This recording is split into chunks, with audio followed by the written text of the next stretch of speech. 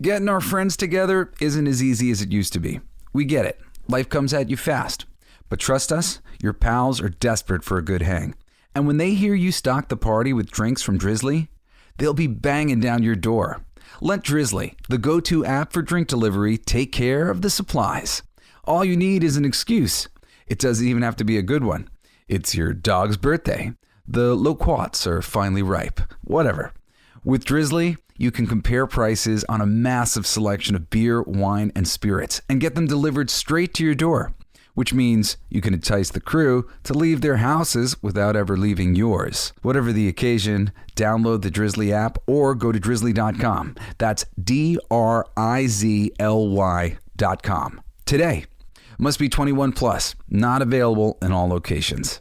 Man, I wish they had Drizzly when I used to play D&D and Riffs. Maybe it's time for me to start again. Thanks, Drizzly. The podcast playground. Hooray! Hey, it's my song. Let's sing it. It's gonna be fucking awesome. Come on, it's gonna be fucking awesome. You know the words. It's gonna be fucking awesome. That's it, sing. It's gonna be fucking awesome. Yeah! Heidi ho, my coolest geeks. How you doing, my friends? It's me, just Blaze Snider, Coolest Geek Alive. Of course, you know it's just my pledge to you to be the man on the spot who knows all the shit inside and out when it comes to geek culture, and I do. And it's a sad world for a man who knows, a lady who knows, anyone who knows. If you know what is happening, I think that's like the biggest problem is most people just don't know. They don't know what could be. They've never read any of these great unmade into TV show and film books and novel series. They've never read any of these classic comic books. They don't know. They think Batman is that thing that they've seen in the movies. Dude, that's not fucking Batman. We've gotten close to it in Arkham Asylum. Arkham Asylum is pretty sweet. Certainly has a lot of the elements that make Batman so wonderful. But Batman on the big screen is not Batman in the books, man. And I'm sure big Lord of the Rings fans would tell you how much richer the experience is with the Lord of the Rings. I'm a big fan of The Hobbit. I've read The Hobbit a bunch of times.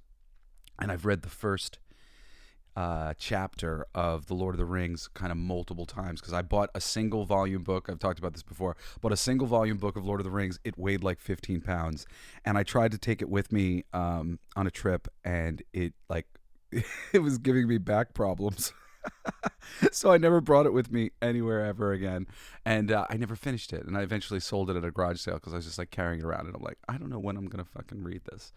I'm like, I gotta read it on an iPad or something, and I'm gonna read it one day because it's on my bucket list of books that I want to read that are there. But I tend to be more focused on comics, so I've read all the fucking classic things that you can talk about in comics, from Crisis on Infinite Earths to Mouse and Dark Knight Returns, and just everything that I could get my hands on that I knew was spectacular. And that's what you do when you're studying to be really great at this stuff. And if you're out there and you're a new writer and you're not studying the great stuff, dude, you're doing yourself a disservice. Like, I went to the school of Eric Larson for comics. Eric Larson, however you may feel about him, everybody's unfortunately become a personality in this day and age, but he is known for his Spider-Man writing. He wrote Savage Dragon, I believe the first 78 issues, 79 issues or so. There's like a half issue and 3 issue miniseries that leads it off. Are some of the greatest comics ever made. The book really kind of jumped the shark and did a couple silly things after that, and never got back on track to what it was. It still has plenty to offer, and Eric is great, but really what I got from that book was the passion that he had for comics in the letters section. He would answer letters, and he would always be just talking about the greats, about his love of Jack Kirby, about his love of the craftsmanship of comics, and he would talk about common faux pas in comics and mistakes that were made and playing to the turn page and all these different elements of comic books that spoke to me. Really spoke to me over time and taught me a lot about the richness of what there was to appreciate about a comic book well done, because he did. And that wasn't, of course, the only studying that I did, but that alone, just hearing him pointing out good comic making, and then seeking out reading good comics and seeing good comic making, and then I was like, this is, yeah, okay, I get it. You know, a lot of people think that they're going to like create a new wheel and start a whole new thing. And oftentimes it seems because of their identity, because I identify this way and my life is more like this. Look, dude, whatever your life is like, it's based in a soap opera. It's based foundationally in some sort of writing that's already happened. So whatever your writing may be honest about what kind of writing it is and study the greats. There are great romance novelists, and there are great soap operas and great soap opera arcs. And if you're a comic book person because you love comic books and that's the kind of stuff that you write, study the great comic book writers. Great independent people come in and add things to establish stuff all the time, but they prove themselves as great independent writers first. So if you're a great independent writer, but you want to do something in the mainstream, well, that's great. But go prove yourself as a brilliant independent writer that has something to say. And whatever your independent writing is, again, realize what is your genre. And, go watch The Twilight Zone and watch great writing.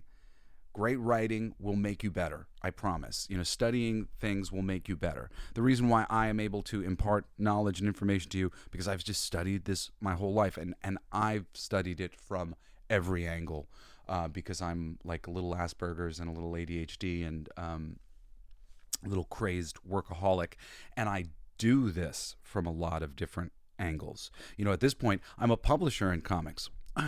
And I make music, and I produce music, and I produce music videos. I produce media. I've produced promotional videos for stuff. So, and then I'm a voiceover actor. I've been working with, ad agencies for, some for years. I was the voice of Kia Motors and the voice of Pizza Hut, and did commercials and reality television and a little bit of acting and like animation and narration. I do a lot of narration.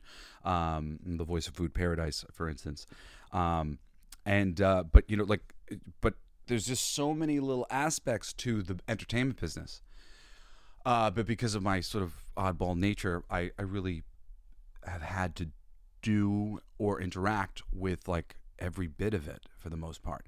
So I know a lot on a practical standpoint, and then I'm a practical fan of entertainment and geek culture stuff. So my whole life, since I was a little kid, I've been buying toys and buying statues and going to conventions and buying comics and buying movies and buying DVDs, working at Blockbuster Video, working at comic book stores, working at Toy Story so I can have a discount, being a part of the industry, and then being a part of the industry as a professional merchant and being a part of the industry as a purchasing merchant. You understand what's selling and how is this doing and how's that doing, and if I wanted to put out a toy, what could I put out, what would sell, what could I actually make money on. When it becomes a business for you, and when it becomes a hobby for you, a serious hobby for you, you really come to think about it very economically, because it's a lot of money to be shelling out on statues and toys and whatever else all the time. And it's a lot of effort to be putting into projects that you want to make sure could be profitable, right? So speaking of which, could be profitable, my cool, could be profitable, mature readers comic book, Fucking for Our Future, is live on fundmycomic.com, and the website link is really easy. It's fundmycomic.com/fucking. I wasn't. I got censored on the website, and I had to go back in and cover up every time it said "fucking." I had to either like bleep it out or like add like a censored bar, and I was really annoyed about it. And the only thing I didn't change was that link. The link is live. The fucking link is live. We have the fucking link, everybody. So you could go to fundmycomic.com right now /fuck. Well, it's fundmycomic.com/fucking, and you can find Fucking for Our Future. Just to say a quick thing about it, because I'm so proud of it, so happy. It's me and my buddy Dizzy Arnold. Largely did the whole thing ourselves, and it is a really funny science fiction story where the nudity is tied into the story. I hate nudity in comics. I never wanted to do anything like this, but I just saw so many business-minded businessmen, not geeks, who were making a lot of money on Kickstarter and all these places because there's a big audience for these nude books. And I was like, well, screw them, and I don't want them to be the new comic book industry. That we have enough businessmen running this industry into the ground right now as we speak. And I'm like, so let me play this same game that they play, but let me play it in my terms. So first of all, it was like, all right, how do I make the nudity not affect the story? And the other bit of it was like, how do I make this wonderful, not just for people who would be into a nude comic book, but wonderful for anybody. And the basic story goes, on planet Klon, 1,000 years ago or whatever, there was a rift between the men and women, relationship satisfaction, like kind of all the same shit that we're going through today. And the government was divided down the middle between men and women, and the women voted to leave. So all of the women left and go, and they build their own civilization, and they've got their sex robots who are plowing the snow and killing the monsters and keeping them safe so they can read and better themselves and grow their civilization, and they build a utopia.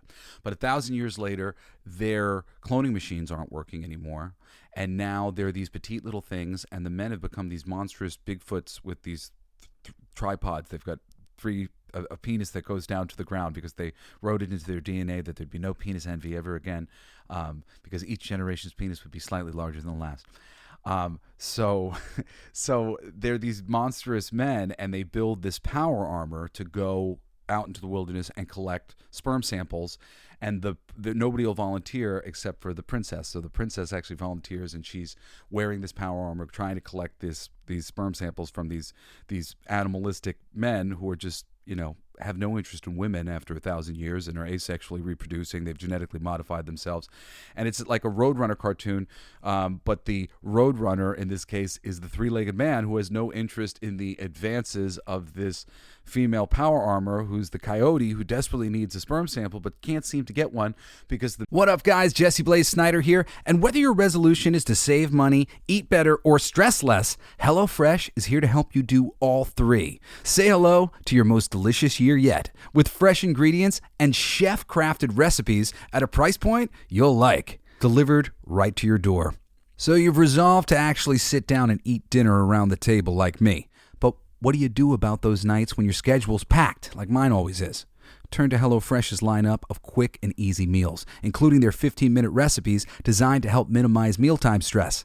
It's really awesome, actually. My brother, Shane, he was doing Twitch, and he had a sponsorship from HelloFresh. So me and my girlfriend at the time, we got a bunch of HelloFresh meals, and we ended up doing it for a few months because it was just awesome. It was super convenient. The biggest thing about it that I liked was that I didn't feel like I was wasting food all the time because everything was cut into portions exactly what you needed for the meals. And the meals were delicious. My girl was making them mostly, and I mean, they were really great and usually pretty easy to get done, like fast and stuff. I really highly recommend HelloFresh. It's quite a cool experience to just have that food show up to your door. Here's the directions. Here's everything pre-cut. And, you're just cleaning up the dishes to get it done. So go to HelloFresh.com/CoolGeekFree and use code CoolGeekFree for free breakfast for life.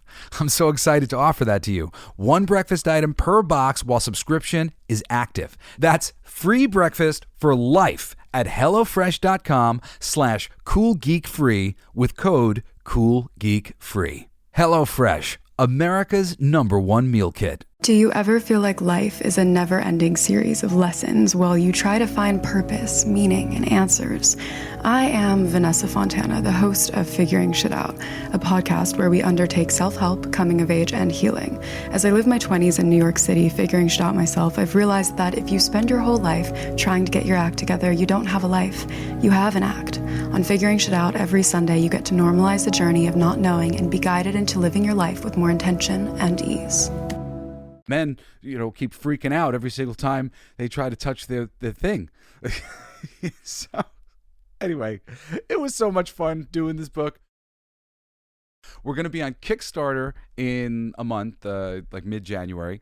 But the first 30 days are up on fundmycomic.com/fucking. There's an exclusive book there, a cover there that you can get. And if you want to help us on the ground floor, please do get over there right now and contribute. But anyway, I want to talk about Godzilla Minus One and Hollywood budgets because this shit is fucking wild. It's wild. It's wild, man. I'm just gonna read some excerpts from this article here from Forbes. Nice and official. Godzilla Minus One is highest grossing Japanese film in U.S. history. That's Mark Hughes. So this is a big deal. It says Takashi Yamazaki's masterpiece Godzilla Minus One. Ooh, I love that it's already being called a masterpiece, and he's the writer-director. Topped $14.36 million at the domestic box office, becoming the highest grossing Japanese live action film of all time in North America. So $14.36, and it's the highest grossing of all time. Previous record holder was The Adventures of Milo and Otis, which I had no fucking idea was a Japanese film, released in 1989, which took $14.1 million. So this is something for you guys. Like, when you read these articles, they never mention the truth here, right? $14.1 million in 1989. With inflation, I don't know what that goes up to, but that's like an astronomical number. That means that it made like $80 million.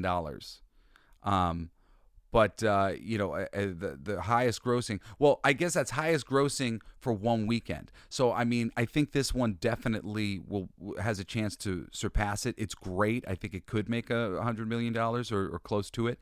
But that 14.1 million of the total Milo and Otis is much higher, and the amount of butts in seats for that 14.1 million compared to the 14.36 that they have made so far in the first weekend or whatever for Godzilla Minus One. This was last weekend.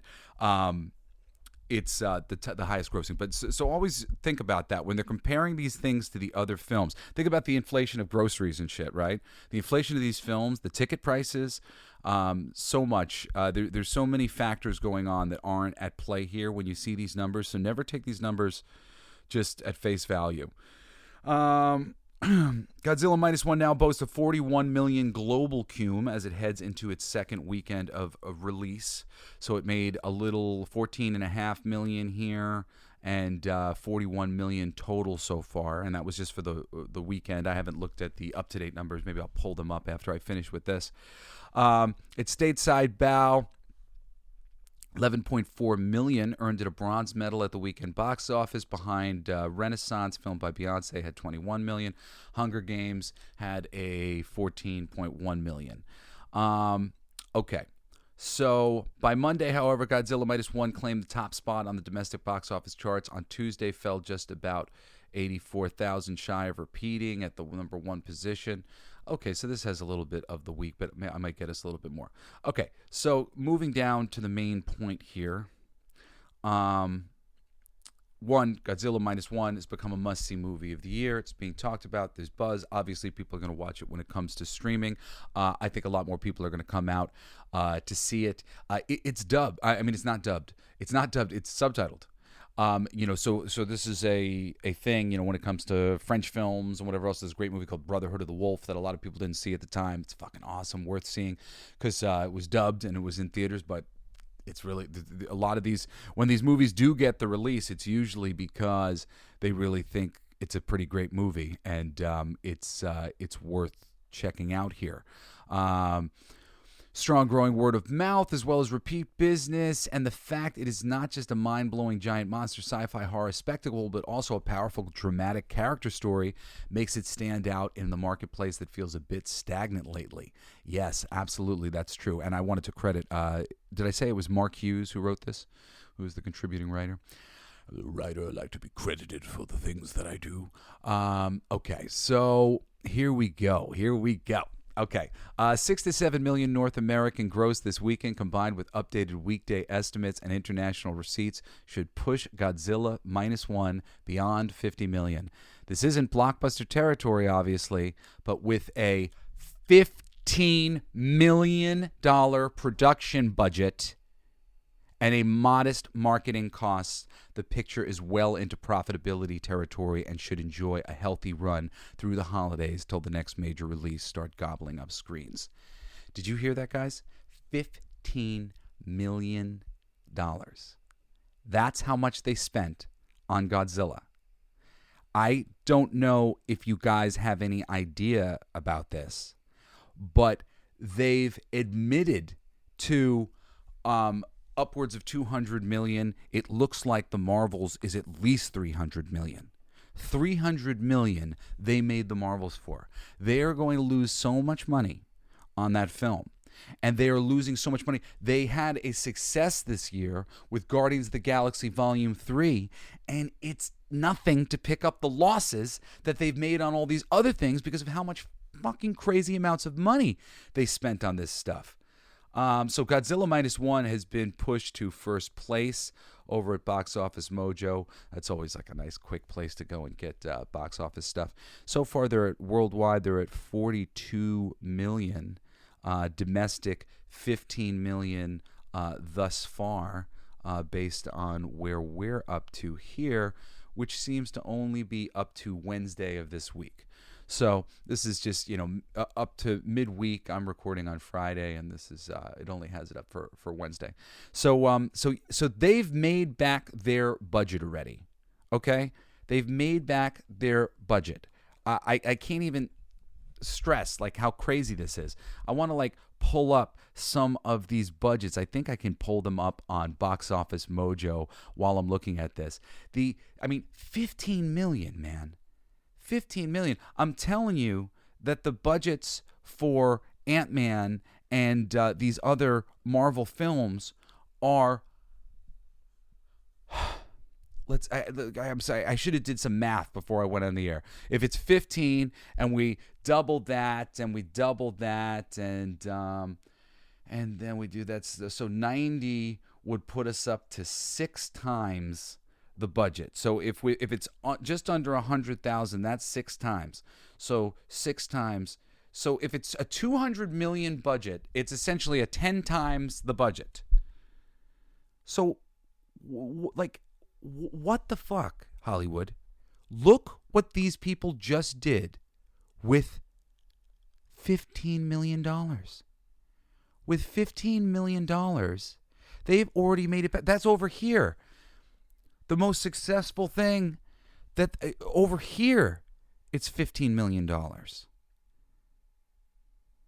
I just I don't understand this way of thinking. I mean, I do. I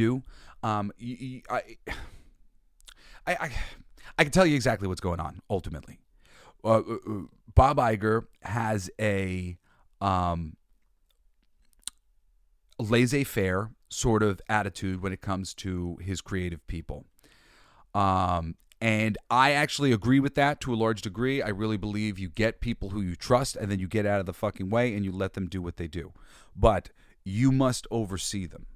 And you must understand what it is that they're overseeing in order to have any sort of notion about what it is they're doing and whether or not they're doing a good job.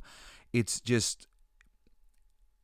all crazy to me that this could be allowed to happen the way it's been happening. And the budgets have just been ballooning and ballooning. And it's not just Disney. It's everywhere. It's all of Hollywood. It's across the board. Anyway, I have here a list of some of the production costs for a lot of the films. And, you can just see in general, right? I mean, I don't have the recent ones, but production costs for Avengers Endgame, $356 million. All right. You got all these big stars, whatever else. Perhaps that's appropriate. The Avengers, 220. Avengers Age of Ultron, 250. Iron Man 3, 200 million. Captain America Civil War, 250 million. Spider-Man Far From Home, 160. Captain Marvel, 160. Now, I'm pretty positive all of these do not include marketing spends because this is too low. Some of these numbers here, I just happen to find this online. But these budgets balloon, and the executives, they tend to throw money at these things. Like 2007 Spider-Man 3, it's got a budget of $258 million, which seems like a lot to be being spent in 2007 when there's Age of Ultron in 2015 with all these big actors, whatever else, and they spent $250. You guys spent more than that on Spider-Man 3, which was terrible. Overthinking, over budget, overthinking. These are the things that corporations do. Guardians of the Galaxy was $200 million. Thor Ragnarok $180 million. Spider-Man $138 million. Spider-Man 2 $200 million. Deadpool 2. Deadpool 58. Guardians of the Galaxy 170. Okay, guys, this isn't all their fucking actor budgets and shit. You know, this is like crazy CGI everything, shoot everything in front of a green screen. I mean, like, I don't have to talk about it anymore. I mean, seriously, like, the lowest budgets on here are budgets from studios that aren't them. $58 million from Deadpool, $97 million for Logan, $130 was Ant-Man. That's like one of their lowest. The Wolverine and X-Men 2 was 110, 120 from Fox. 110, 120. That's still 4 or 5 times more than the $15 million that they just made, that they just spent. And let me tell you what they spent, what they got for that $15 million. They got the greatest Godzilla movie ever made. It's the single greatest Godzilla movie ever made. It was fucking awesome. And I mean, it was built up for me, and I expected it to be great based on everything that I heard from everybody, and I sat down and I watched a great movie with my oldest son, Cassidy West, and we went, yeah, fuck yeah, this is amazing. And there were I hesitate to call them lulls, there were lulls in the Godzilla content, which would normally, even as a Godzilla fan, and I'm a big Godzilla fan. My dad was a Godzilla fan. He used to bring back like artifacts from his trips to Japan when he would go on tour over there. And I love playing with those Godzilla things. I had a massive Godzilla in my 6-inch city that I had that was an import from Japan. I love Godzilla. I've watched probably every Godzilla movie at least once. There's probably some that I've missed because they have made a lot. But generally speaking, I used to have all the Godzilla box sets and behind the scenes of things, and I was just always fascinated by Muppets and puppets and creatures and practical effects, and I loved Godzilla. And that's the crazy thing about this Godzilla 2. This is still a practical effect. It's still a guy in a suit, apparently. There are some places in which you can kind of see how, okay, I guess it's a guy in a suit. But this fucking Godzilla puppet, oh my God, it's awesome. It's awesome, and they use CGI to accentuate practical effects, and it's very, very well done. And all of the lulls in Godzilla are fabulous because they cast wonderful actors who all really carry their parts, and the situations that they're going through are very real. They're going through real life and not like personal identity shit. They're having to deal with things being foisted upon them and having to rise to the occasion and overcome.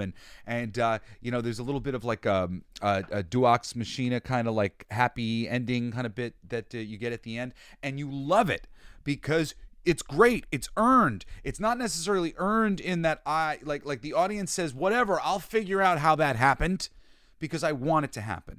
I'm going to figure out how that happened because I want it to happen. I've talked about this before. I had a friend of mine who gave me a script. She was this great script about all these like little rock and roller chicks who were having a great time starting a band and being some hell-raising B-girls. And it was super great and empowering, except it was not remotely satisfying because she didn't put these girls through enough paces. And I told her, I said, the audience, by the time you get to the end, the audience is going to be like so disgusted by these women. They're going to be like, oh my God, fuck these bitches.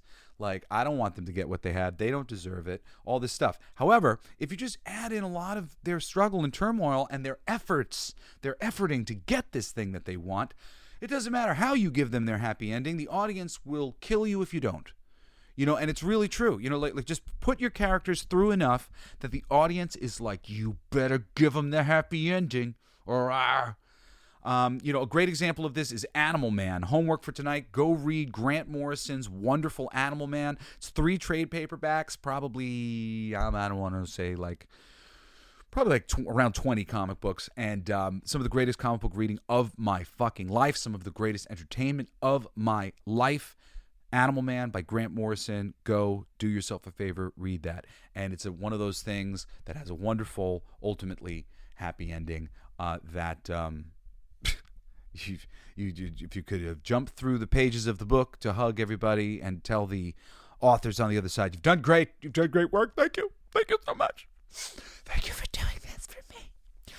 It really does seem like it was made for you as a reader. And I don't want to spoil anything, so I'm not going to talk about it. But really, some of my favorite entertainment of my life. I highly recommend it. Thank you, Grant Morrison, and all the wonderful artists who worked on that book. Anyway, including the great Brian Boland, who did the covers. This fucking deal here, $15 million for Godzilla, and how many freaking millions of dollars that they're throwing at the wall and wasting. And Warner Brothers and all these other studios, they're no better. These big studios, I was saying that I know what's going on here. You know, the Bob Iger's a part of it. Another part of it is the fact that the bigger these operations get, the easier it gets to trim money off the top.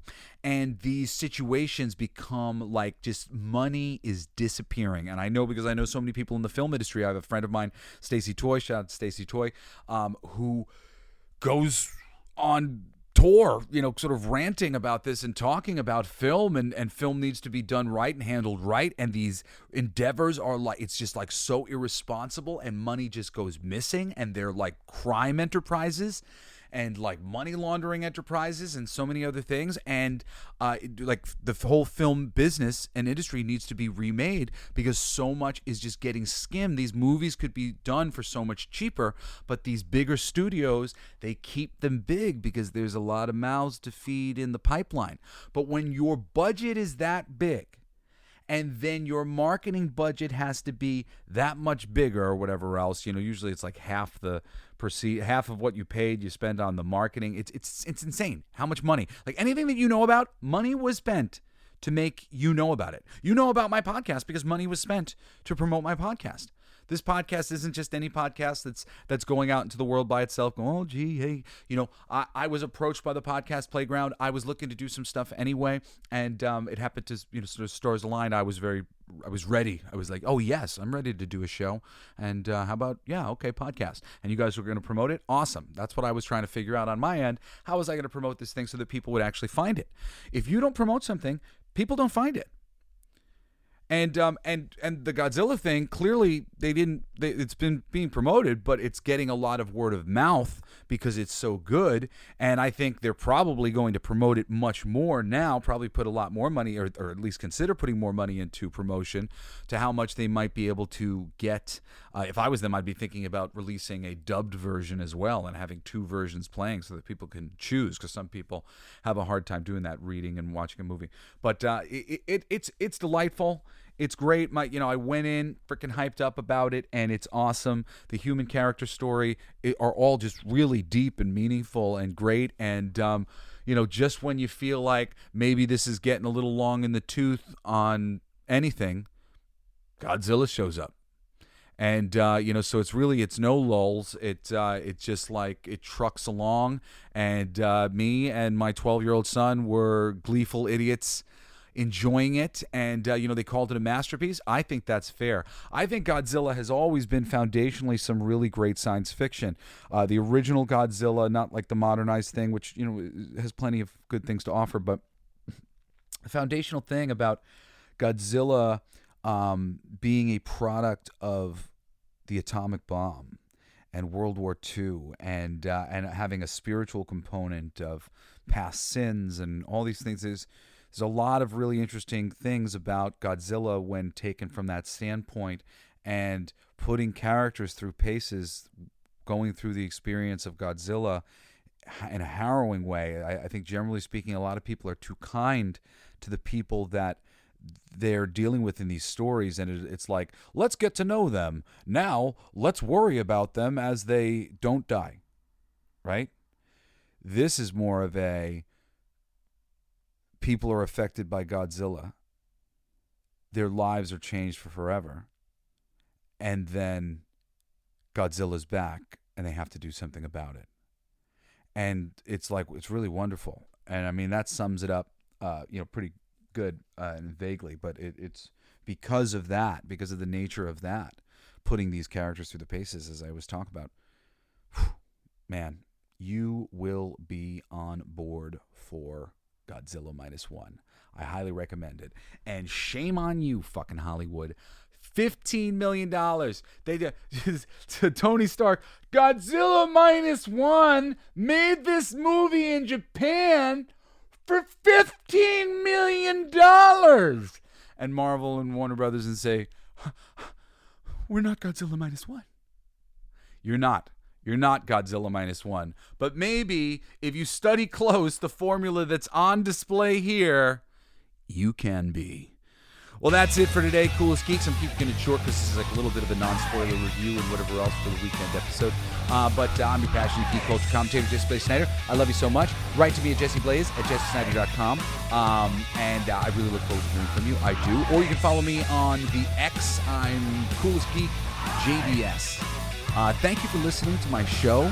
Please do contribute to the Fucking for Our Future fundraiser for Fucking for Our Future #1. There's also awesome Fucking for Our Future cards. There's these I only just learned the term. But these cards that we made of all the covers, all the sexy covers that we have, they're really, really cool.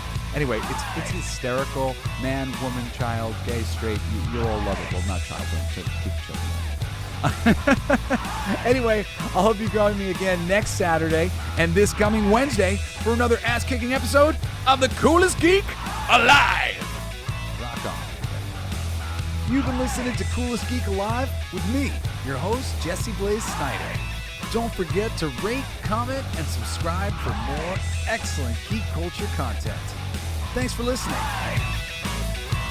It's my favorite part.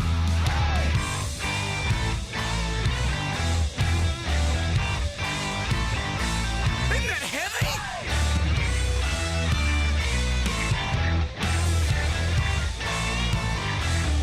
I played that. It's gonna be fucking awesome. Coolest alive.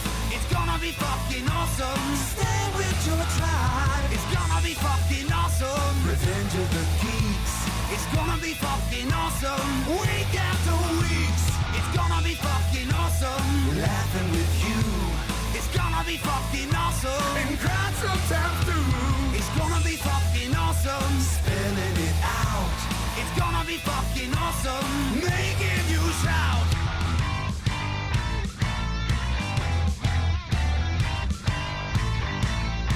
I'm a genius. I got lyrics coming out my bum for days.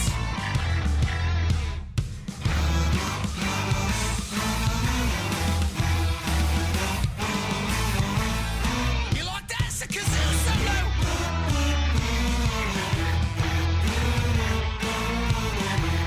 I played that too. It's gonna be fucking awesome. Talking some shit. It's gonna be fucking awesome. Living the shit. My voice gonna be fucking awesome. Food in our mouth.